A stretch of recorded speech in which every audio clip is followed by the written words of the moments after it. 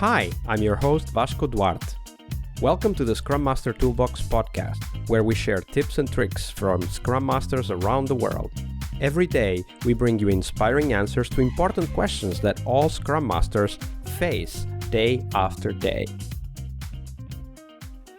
Hello everybody, welcome to our Team Tuesday here on the Scrum Master Toolbox podcast. And this week joining us from Germany, Simon Flossmann. Hi Simon, welcome back. Hi Vasco. So Simon, before we jump into the Team Tuesday, share with us what might have been the book that most influenced you in your career as a Scrum Master. Such a difficult question. How should I possibly pick only one book? Well, let me think. There are a lot of outstanding books which shaped my career in a way, I would say. Starting by Gunther Verheyen's book, The Scrum Pocket Guy, or Todd and Ryan's book about fixing your Scrum. Stephanie and Simon's book of mastering professional Scrum. But the book which influenced me the most was one I had very early in my career. And it's called The Lean Startup from Eric Ries, I think. And he proposed an idea of build, measure, learn loop, which to me laid the foundation in understanding and embrace empiricism. I use empiricism in my own decision making, and as a Scrum Master, I think it's the main tool to help teams to drive their decision making, to navigate challenge by constantly trying new things and minimizing the risk. And as a Scrum Master, I think I'm the role model for that. And to me, a Scrum Master must trust in empiricism. And this book somehow laid the foundation for this understanding. Yeah, absolutely. Give us an example of what you mean by empiricism, because I think I know what you mean, but I would like to explore that a little bit more. So share an example, maybe something you've done with a team that kind of would illustrate what you mean by empiricism. Okay, so empiricism is the short for empirical process control, and it's defined by 3 pillars. The one is transparency. With transparency, we are able to inspect what has happened. And by inspecting, we have the opportunity to adapt what we want to do in the future. One of the best examples I can give is the daily Scrum. So we have a sprint goal, which provides transparency, what we want to achieve within the sprint. And we have a sprint backlog, which lays out the current plan of our activities. So these 2 artifacts provide transparency for our team. And now in the daily Scrum, we come together, have a look at it. Now we are inspecting the progress where we are, and now we can adapt in order to make sure to achieve the sprint goal. Absolutely. I like that the fact that you started by talking about the goal for the sprint, because a lot of teams forget that simple idea that a plan, the backlog for the sprint, only makes sense in the context of the goal. And as we forget that, we typically end up having fixed plans, hard to change plans, and forget about the goal, which then, of course, prevents us from adapting because all we have left is the plan. Yes. And what happens if some unforeseen events happened, like the priority changes? Yes. Or the production environment is down, or we get a major bug. I think it's very important to drive our decision making with an empirical mindset in a complex environment. Absolutely. That's a very, very important point, guys. Don't forget the goal. Don't forget the goal. All right. But now we turn our attention to the team and how sometimes they can be their own worst enemy. So share with us a story, Simon, of a team, a little bit about the context, maybe just enough to understand where they were, what they were struggling with, and walk us through the steps, the incremental way that anti-pattern or behavior developed that ultimately led to problems. Of course, I think it's a little bit tied to the last question. So let's see. Start with the situation. I had the opportunity to work as a product owner, not as a Scrum Master. It's a long time ago.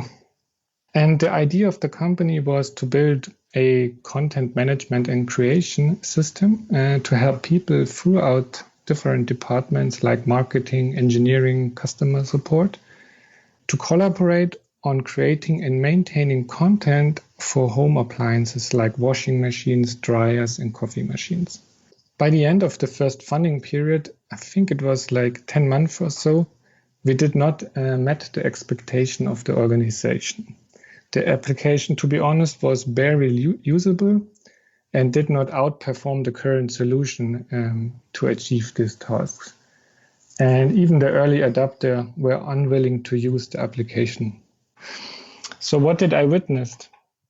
So what I really saw is that each and every PBI took ages to complete. And most of them were not in production quality and had to be reworked again. So what could be the issue in my opinion? So let's dig a little bit deeper. So our team had around, I would say 6 to 10 people. It changes a little bit in total. And besides me, almost every member was hired as a contractor, but employed by a different company. And these companies have very specific but different expertise. And moreover, some members were from the same company, but they had formal power over each other. So like one was the boss of the other. To make it even worse, all the people were located in different cities or companies. And the people were only, from the contracting situation, the people were only allowed to do things what their manager was telling them. And my manager was communicating to these managers directly. So summing up this difficult situation, we had around 6 to 10 people from different companies, and we had around, let's say, the same amount of managers who are, let's say, work on their own interests. So they were not aligned with the same goals. And the interests from these different companies and this manager were mostly like one company was focused on scalability, the other was focused on usability, performance, and that meant security. that the team members were also having this different focus, right? Yes. And now so if you start with one product backlog entry, then of course they try to optimize their what they want to bring on the table. Like one was, okay, we need to make it scalable. The other said, okay, it needs to be usable. And what about performance? And I think the team self constructed it by not aligning to focus on common goals. So each and everyone had different goals, and the contracting situation was making that even worse. So, yeah. So how would you call these anti-pattern? Yeah, that is a very good question. I would call it the Tower of Babel, right? Because they all spoke a different language. They thought they were all speaking German, I'm guessing, but they were actually speaking usabilities and scalabilities and, all of those different languages. Yeah, and basically they were paid to make the best usability, the best scalability, but they were not paid to actually delivering value to the customers. Yeah, so. And that's actually the point, right? Like that when you started describing the setup of the team, I'm like, oh my God, but these guys are not affiliated with each other, right? They owe nothing to each other because they're basically, they're in for a project and they're out. So they want to push their company as much or their language as much as possible. And once it's over, it's over. There's no long-term affiliation in any way. Yes. And it was quite difficult for me as a product owner because I totally relied on the self-organization of the team. And I described the product backlog item, for instance, what you want to accomplish. And then they said, yeah, we understand it. But throughout the implementation, they tried to optimize for their own goals. Somehow their manager said, it's very important that we make it usable as much. And then they did not end up in providing a working increment by the end of the sprint. And this happens like almost every sprint. And it was not the best experience, I would say. Absolutely. That's a great story and a great warning for all of us out there possibly dealing with a team like this. We need to have some long-term aspects in the team that can lead the team to gel into a common direction. Now, there's a couple of things that come to mind immediately, which is obviously you should not have a 10-month release cycle especially when the team is new, right? You should have like a 1 week or a 2 week release cycle. Start with something very simple. So that's where I would start for sure. But then when it comes to the team setup, it's important to have different skills, but much more important is to actually have a clear goal, which we just talked about at the top of this episode, so that the team can align and they can bring their skills into that goal rather than try to push their skill into every story.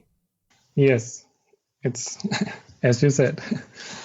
So the point why I made a bad job, because someday I really thought I'm more a Scrum Master than a product owner, because then I tried to find product backlog items which they can implement, but together become a better team or grow as a team and be more focused on delivering value. For instance, I took all the development team members to our customer and showed him how the people are actually working and which problem we are trying to solve and try to help them to understand the problem and then find the best solution. But in hindsight, it was always destroyed by the different goals from the different companies and from the different managers.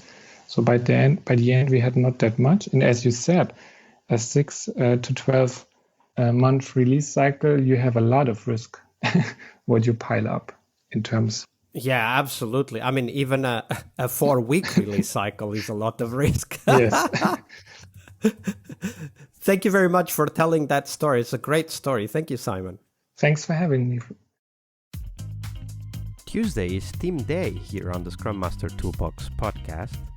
But tomorrow we talk about something that goes beyond the work we do with the teams. We will talk about how to lead change and what our guests have learned from leading and participating in change programs during their career. See you tomorrow. We really hope you liked our show. And if you did, why not rate this podcast on Stitcher or iTunes? Share this podcast and let other Scrum Masters know about this valuable resource for their work. Remember that sharing is caring.